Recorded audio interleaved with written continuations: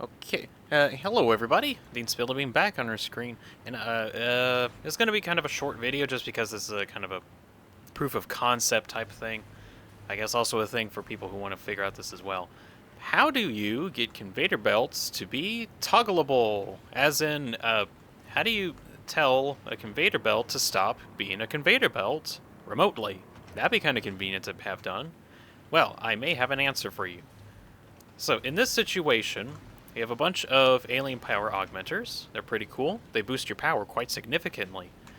The thing that I have as a slight issue that I have is I want to use these power matrix units to supercharge them a notable amount so I can have a massive boost in power. Now, that's pretty cool and all, but in order to actually make the matrices in general, they kind of require a lot of resources that are relatively expensive to make. And it's going to be difficult for me to do that, because I don't really want to make a factory to do that quite yet, mostly because there's a lot of projects that I have being done, of which you can check out on my streams. Just to give you an idea of what kind of wackiness I'm going to get into, here's a glimpse. But that's not the place to tell you what I'm going to be doing on my streams. What I'm telling you is how I can actually do what I'm going to do now, which is stockpile a bunch of these, and whenever I really need a bunch of these power augmenters, say like my power goes beyond, far beyond my capacity that I have in production, and far beyond what I can provide, or if like something goes wrong elsewhere, and I need a massive amount of power to supercharge up my backup generators, or my power storage units. So that's what I want to use the augmenters for, to get that surge of power back. But I want to stop the matrices from going through, and I tried to see if I can like stop like the drone port from going in, because you can directly power it, but it proved to be kind of heavily delayed, and also it kind of doesn't work with the whole stockpiling thing. So I'm stockpiling them here, but as you can see, they're actually stopped. This is because of these two packagers. And how to get this to work: one packager, two packager, one of them puts a liquid into a packaged unit, and the other one unpackages it. The idea here is that you overflow this, and the only way that it actually starts flowing, and it goes into a smart splitter, by the way, one of whichever item that you actually want, and the right output is the canisters. This can also go for gas if you feel like doing that as well. Now, effectively, because no items can go into this thing, this packager, then it backs everything up to the merger, and then no items can flow. But if we go over here, switch that on, turns on the packagers, canisters can now start flowing freely, and let's see. I might need to, I need to figure out like the sweet spot of canisters to put in to canisters to not put in, because it does get backed up when you don't want it to, and it's difficult to, I guess, time that correctly. So the actual rates of each is difficult. But effectively, if I turn that off, the liquid packager stops working because it doesn't have anything to package, and the empty canisters will eventually overflow the system, and then it'll effectively stop the flow of items. So in this case, with all the power augmenters, they will remain active as long as they have matrices. Oh yeah, look at that huge boost in power. That's pretty cool. If I had a power storage network that I just built, as an example, I can use this thing to... Wait. Actually, I could probably run the entire system off of this if I really wanted to, but I can't because this is temporary, and it's also percentage off of whatever is being run.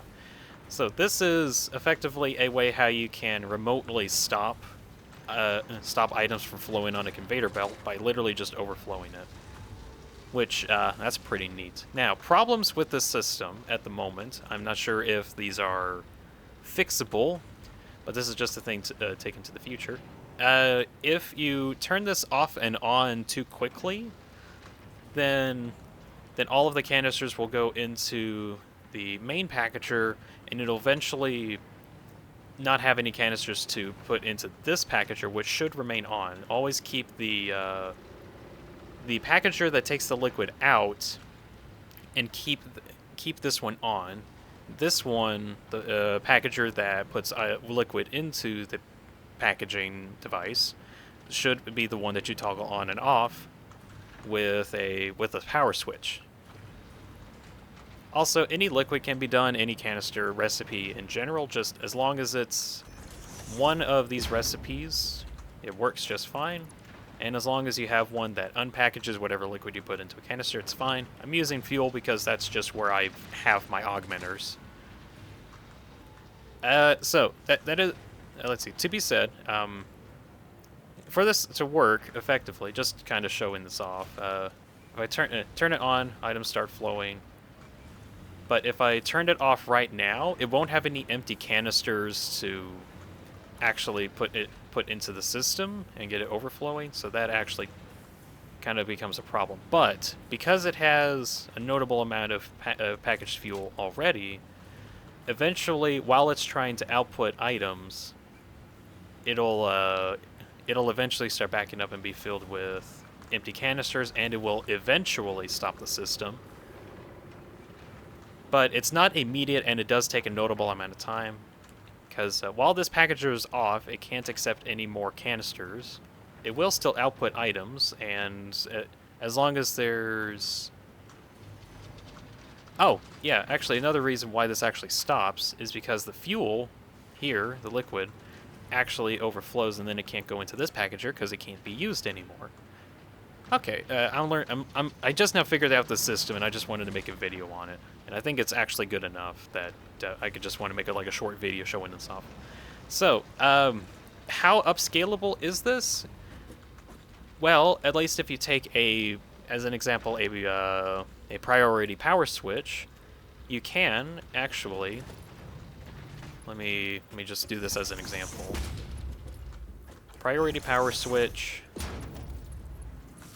You can plug into the network, and in this case, I have two here. I didn't mean to have two, but well, this switch in particular is the matrix injector switch. As you can see, it's on, and then if I want to, I can turn that off. This gets powered off, and eventually the canisters will start overflowing again. And is this actually this might... Is this the sweet spot? Are you going to be working? No, it doesn't seem like it because it doesn't have anywhere for that fuel to go.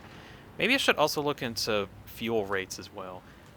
But still, a very notable issue is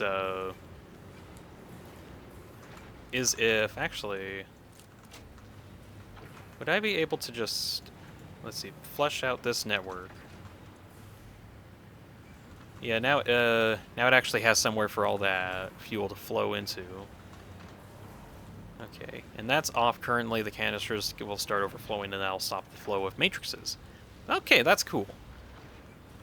I'm still figuring this out as time goes on. So, take this info with however you please. You can use it or not use it in your satisfactory games. It's just something that I found, because normally it's nigh impossible to stop items from flowing because there aren't any logic gates that you can interact with. There's nothing that you can really program in this game. So this might be a solution if you're trying to look for a way to stop items from flowing in a specific direction, but have that remote. So instead of turning off of specific machines, when in case of power augmenters, those stay on forever unless you have it not connected to the network. And see, I had a couple hundred of these things, and they just ran out so fast. Oh, gosh.